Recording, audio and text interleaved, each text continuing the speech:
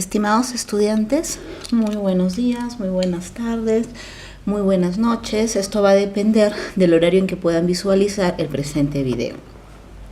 La finalidad de este video es más que todo explicar alguna casuística que tiene que ver ya con los últimos dos temas que nos tocan, que es conciliación y arbitraje. Ambos su forma es heterocomposición. Primero vamos a hablar de la parte de conciliación. La conciliación es una figura relativamente nueva en nuestro ordenamiento jurídico y no entró en vigencia en todo el país de manera uniforme. Fueron entrando por ciertos distritos o regiones, ¿no? Por ejemplo, en Trujillo entró mucho antes que en Cajamarca en vigencia esta norma. La finalidad misma de la norma, y su nombre lo dice, es conciliar, llegar a un acuerdo entre partes. Es decir, aquí actúa el conciliador, ¿no?, como el que va a reunir a las partes en un ambiente idóneo para hacer que éstas lleguen a un acuerdo. Puede proponer incluso fórmulas de solución del conflicto, pero no va a tomar una decisión final sobre el mismo. Y es lo que lo diferencia, la diferencia más importante con el arbitraje, donde el árbitro sí va a tomar una decisión sobre el fondo y forma del conflicto de intereses o estado de incertidumbre, de ser el caso. Para empezar la parte de conciliación, tengo que aclarar que no toda persona, es decir, puede ser conciliador. Primero, para ser conciliador tiene que estar autorizado por el Ministerio de Justicia, es decir, tiene que estar certificado por después de haber llevado un curso. Después de llevar este curso, el Ministerio de Justicia certifica a la persona y ya puede ser conciliador. Pero la conciliación no se ejerce como cualquier otra profesión. Ejemplo, un abogado puede ejercerlo de manera personal. Necesitan de un centro de conciliación. Mediante el centro de conciliación, una vez constituido es que se realizan las conciliaciones. Por eso que cuando las personas naturales o jurídicas quieren acudir a este mecanismo alternativo de solución de conflictos, van a un centro de conciliación y es este centro de conciliación quien va a seleccionar al conciliador, o puede ser también a pedido de partes, ¿no? Si las partes están de acuerdo en que el conciliador sea una u otra persona. ¿Por qué? Porque si hay conflictos de intereses, el conciliador se tiene que apartar del conocimiento del procedimiento. Ejemplo, se va el representante del banco X a solicitar una conciliación por pago de deuda, pero le selecciona un conciliador que antes ha sido su asesor legal. No, hay conflictos de intereses, por tanto, ahí tendrán que seleccionar a otros de sus conciliadores. En la ciudad de Trujillo, uno de los centros de conciliación donde más se concurre, más que todo las empresas, personas jurídicas, es la de la Cámara de Comercio. Pero existen también otros que son de manera particular donde también se puede acudir. Como ustedes han podido revisar del decreto legislativo 1070, vigente a la fecha, existen varias materias conciliables de las cuales hemos podido, o ustedes han podido desarrollar sendos trabajos de investigación respecto a ellos. Entonces, primero, la conciliación no tiene función jurisdiccional, diferente al arbitraje o al poder judicial. Las materias conciliables son varias. Dentro de ellas tenemos, por ejemplo, el retracto. El retracto es una materia conciliable, pero no obligatoria. Es decir, yo no tengo la obligación, si soy un condómino y el otro condómino no me dio el derecho preferente o no me envió la carta poniéndome en conocimiento de la venta de sus derechos y acciones, yo puedo accionar directamente al Poder Judicial. No necesito del acta de conciliación como sí para otras materias. Entonces, Cuando es inexigible, procesos, por ejemplo, de ejecución, de tercería, no es exigible, es decir, no es obligatoria la conciliación, como sí lo es para otras materias. Por ejemplo, dice que en materia de familia son conciliables las pretensiones que versen sobre alimentos, régimen de visitas. En materia laboral, también sobre derechos del trabajador siempre y cuando estos no sean irrenunciables, es decir, aquellos que no se pueden renunciar. No puede renunciar pues el trabajador al pago de sus gratificaciones, de sus remuneraciones, de sus vacaciones, entre otros. También tenemos en la parte de conciliación los procedimientos. ¿Por qué le hablo de los procedimientos? En alguna de las tareas que ustedes tuvieron a desarrollar, se solicitaba que hicieran un esquema del procedimiento de conciliación. Una cosa es la conciliación en sí, es decir, lo que se da en audiencia única. ¿Por qué? Porque en audiencia única, ¿no?, y se da en el local del centro de conciliación, y ahí las partes pues tendrán la escucha atenta, ¿no?, la parte de utilizar una mesa redonda para el diálogo, la parte de la tolerancia, entre otros aspectos. Pero cuando se habla del procedimiento de conciliación, yo tengo que tomarlo desde el momento que la parte va y solicita al centro de conciliación, se inicie el procedimiento, presentando una solicitud por escrito, la misma que será notificada a la otra parte, citándola a una audiencia de conciliación.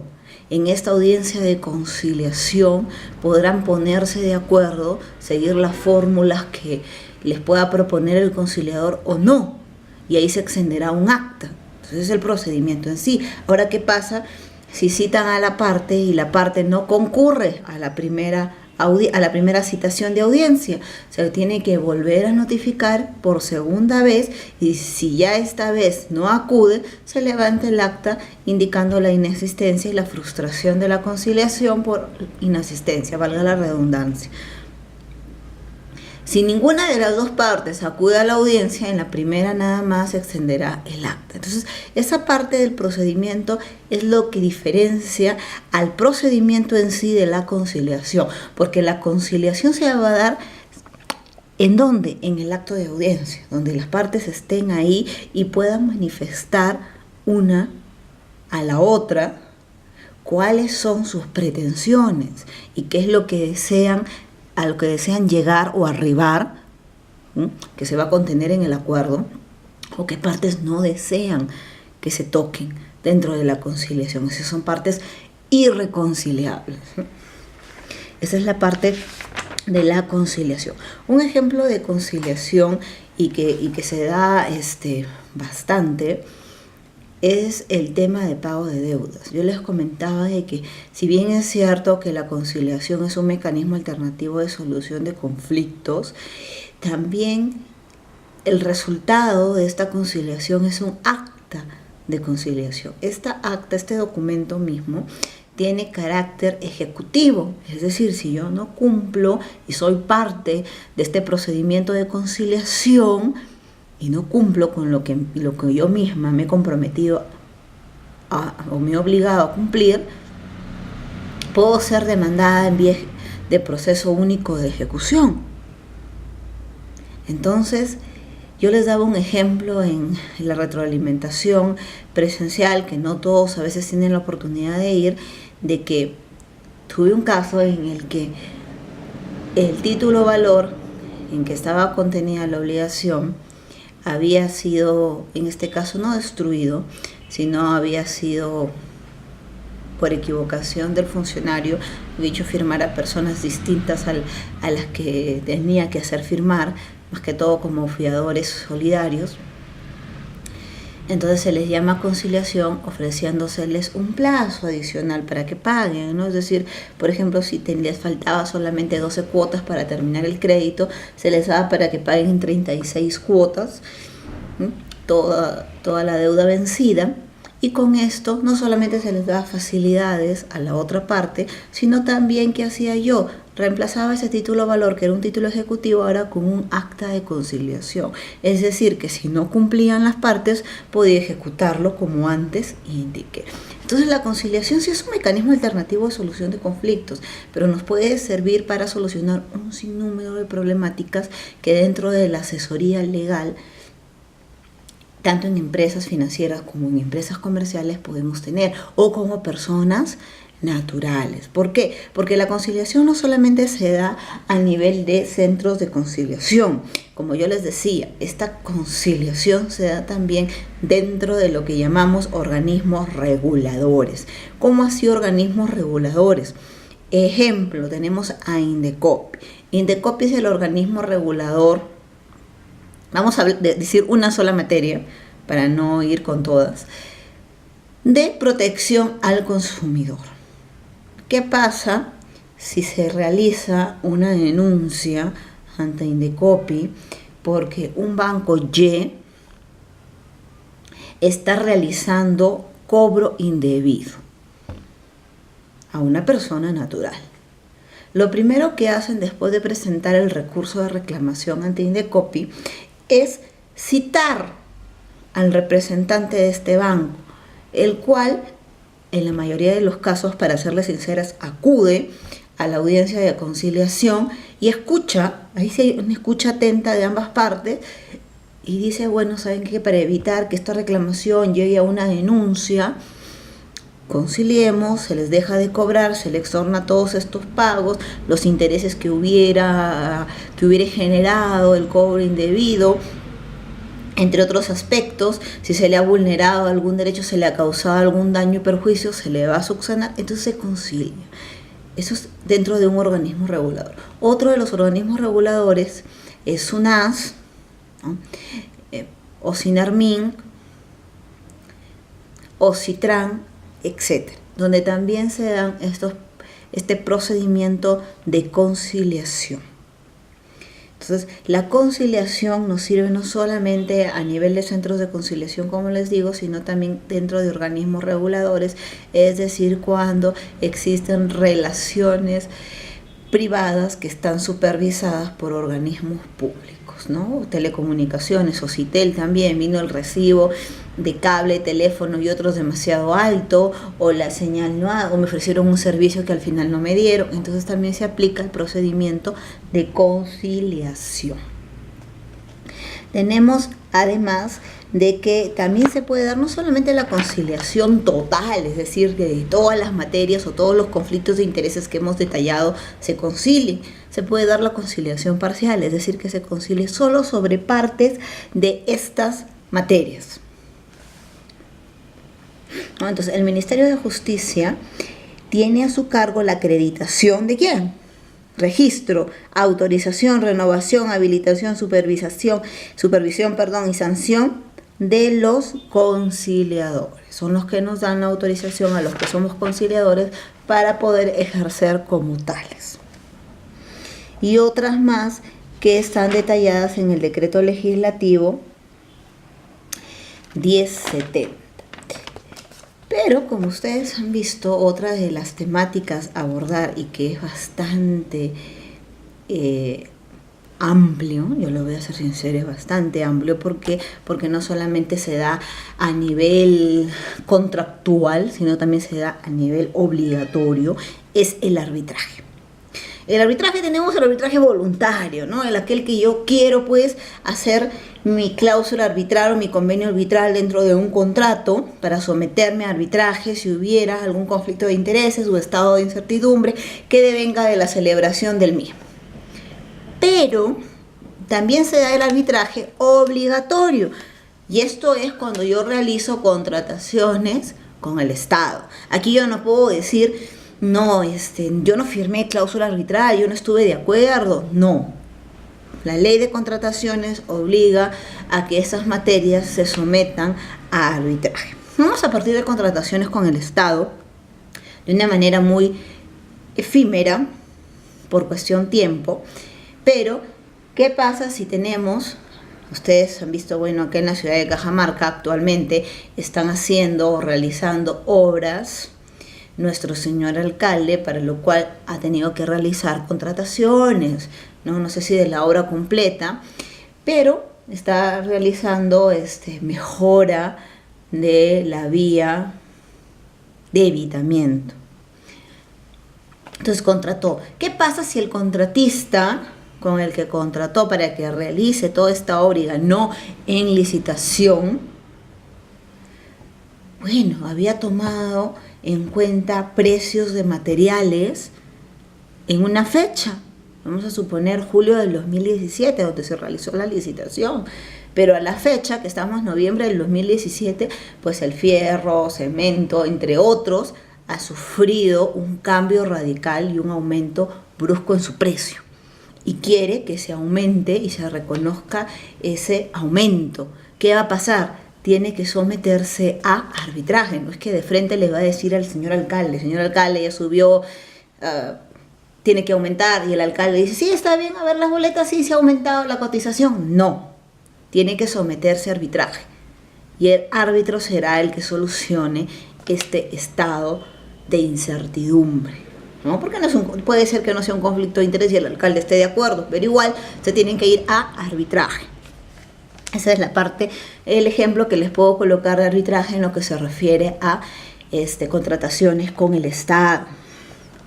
Otra parte que también se considera arbitraje es cuando se realiza expropiaciones.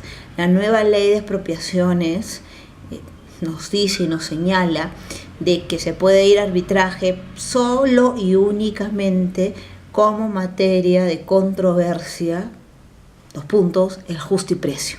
Es decir, el justiprecio es la única materia arbitral por la que se puede ir en expropiación a arbitraje. Bueno, ninguno lo ha puesto en su trabajo del módulo 8, porque la expropiación también está dentro de las materias arbitrales.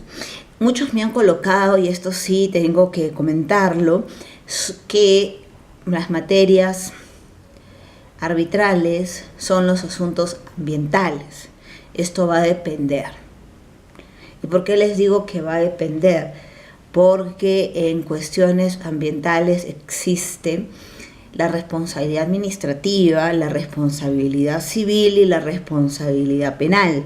Y arbitraje definitivamente no se pueden ir en materia penal. Entonces, cuando hablamos de asuntos ambientales así muy amplio, tenemos que hacer una discriminación de estos. Si esos tienen que ver meramente, ejemplo, pasivos ambientales, y hay un contrato tal en la concesión minera que se otorgó, entonces, bueno, se irán a arbitraje. Un ejemplo muy claro es una minera, la minera Nubi, hace poco fue supervisada por OEFA, y se comprobó que estaba incumpliendo su EIA, Estudio de Impacto Ambiental. ¿Por qué estaban cumpliendo el EIA? Porque ellos habían considerado construir su planta de tratamiento de metales pesados, y en este caso era planta de tratamiento de cianuro, en un lugar dentro del plano de todo el territorio de concesión.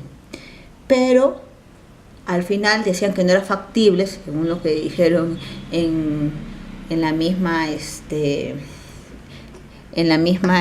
supervisión y fiscalización por parte de OEFA, y lo habían construido cerca a una quebrada. Claro que OEFA tuvo que notificar a ANA, porque ANA era el organismo que también tenía que ver ahí, pero si está causando un daño de manera civil y lo prueban, ok, y el contrato así lo dice, en este caso de concesión, podrán someterse a arbitraje.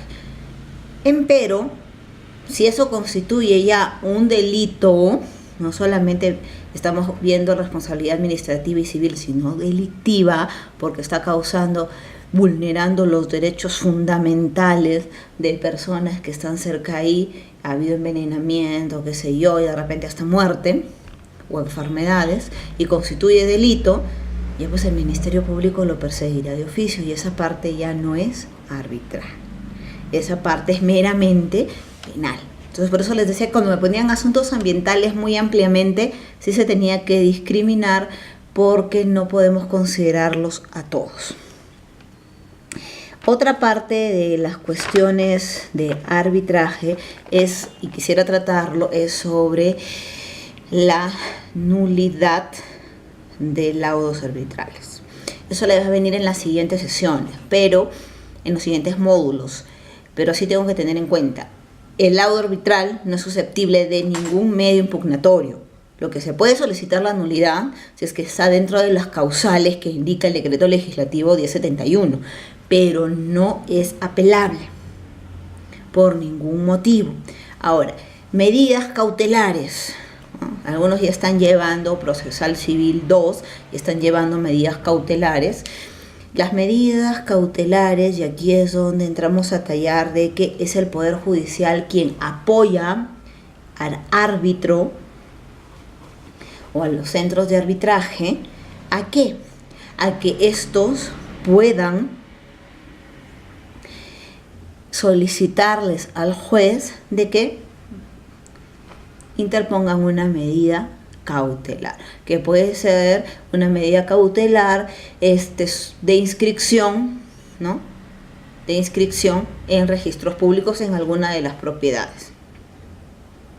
Pero también se puede dar, imaginémonos, de que yo soy una de las partes del contrato suscrito. Vamos a suponer que es un contrato de asociación y participación y yo soy el asociante.